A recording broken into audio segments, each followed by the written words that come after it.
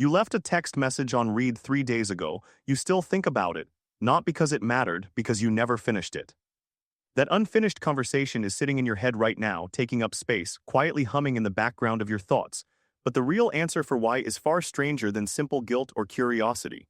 Your brain has a filing system for incomplete tasks, and it refuses to close the file until the task is done, even when the task is trivial, even when closing it would cost you nothing. This is not a personality flaw. It is not anxiety, and it is not overthinking. It is a mechanism, one that has been sitting inside human cognition since long before smartphones existed, and it explains far more of your daily life than you realize.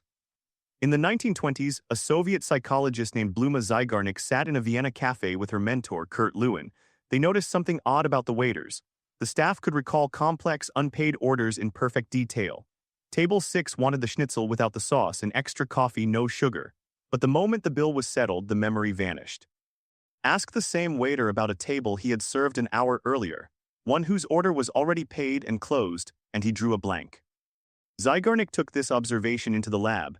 She gave people small tasks, puzzles, simple crafts, basic arithmetic. Some were allowed to finish. Others were interrupted partway through, often without warning. Later, she asked participants to recall what they had worked on. The unfinished tasks were remembered nearly twice as often as the completed ones. Why would an unsolved puzzle stick in memory more powerfully than a solved one? Zeigarnik proposed that starting a task creates a kind of psychological tension, a loop that your mind treats as open, active, unresolved. Finishing the task releases that tension. The loop closes and your brain quietly files the memory away, freeing up space. But an interruption leaves the loop dangling. Your mind keeps a low hum of attention running toward it, as if refusing to let you forget what still needs to be done. This is not a metaphor. It reflects something real in how attention and memory actually operate. Your brain has limited working memory, a kind of mental desktop that can only hold so many open windows at once. Completed tasks get minimized and archived. Incomplete ones stay open on the desktop, consuming a small but constant share of your attention, whether you want them to or not.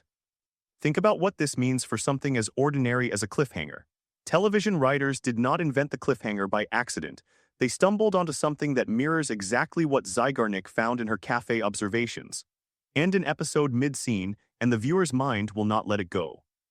End it with resolution, and the viewer moves on without a second thought. Every unresolved plotline is a small unfinished order sitting on your mental table, waiting to be paid off. The same mechanism explains why an unsent email nags at you more than a sent one, why a half-read book pulls at your attention more than one you finished and shelved, why an argument that ended without resolution replays in your head for weeks, while one that ended in a clear apology fades within a day. Here is where the twist comes in, though, because Zeigarnik's original explanation was not quite complete. Decades later, researchers Roy Baumeister and E.J. Masacampo revisited her findings and discovered something she had missed. It is not simply that unfinished tasks are remembered better. It is that the discomfort of an open loop pushes you to think about it obsessively, until you either complete the task or make a plan for completing it. Baumeister and Masacampo found that the anxious, intrusive thoughts around an unfinished task did not go away just because people were told to stop thinking about it. What did make the thoughts quiet down was making a specific plan, not finishing the task itself, just deciding when and how you would finish it. This is a strange finding, isn't it? Your brain does not actually need resolution, it needs a plan for resolution, a promise it can trust. This reframes an enormous amount of modern mental noise. That app notification badge with a small red number on it, the one you cannot leave unclicked, is exploiting the exact same circuitry that made Zeigarnik's waiters forget paid bills instantly. Every unread message, every unopened tab, every unwatched video sitting in your queue functions as a miniature unfinished order, a loop your brain refuses to file away. Modern software designers know this well, whether or not they have read Zeigarnik's original papers. Progress bars that stop at 99%, profile completion meters that show you are only missing one detail, streaks that break if you miss a single day. Each one manufactures a small unresolved loop, and your brain, following instincts inherited from a psychological quirk observed in a Vienna cafe a century ago, cannot look away. But step back further, and there is something even older happening here, something that predates cafes and smartphones by tens of thousands of years. Unfinished tasks were not a minor annoyance for early humans.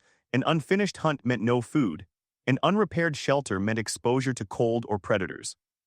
An unresolved conflict within a small group meant a threat to survival that could not simply be forgotten and moved past. Brains that could hold onto unresolved threats, that refused to let go until the danger was actually handled, outlived brains that let important things slip quietly out of memory. Your ancestors were not built to relax the moment something was mostly done.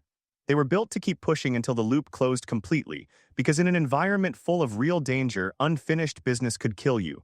That pressure, that refusal to let go, is not a bug your brain picked up recently.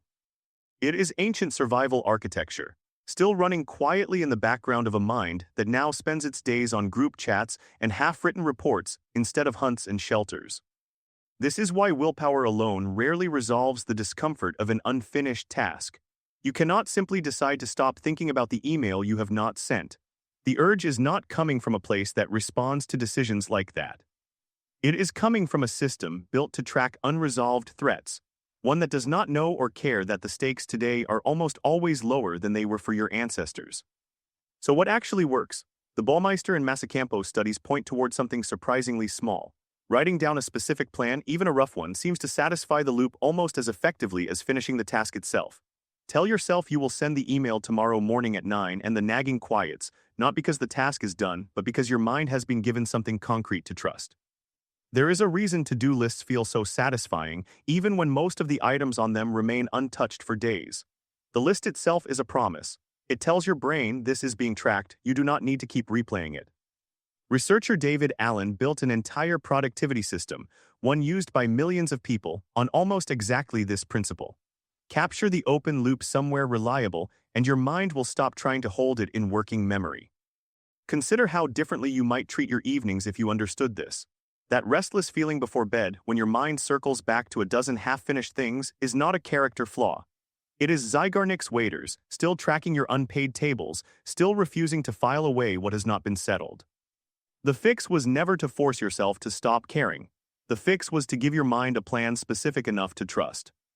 And here is the modern mirror of all this, the part that brings it back to something you already feel every single day.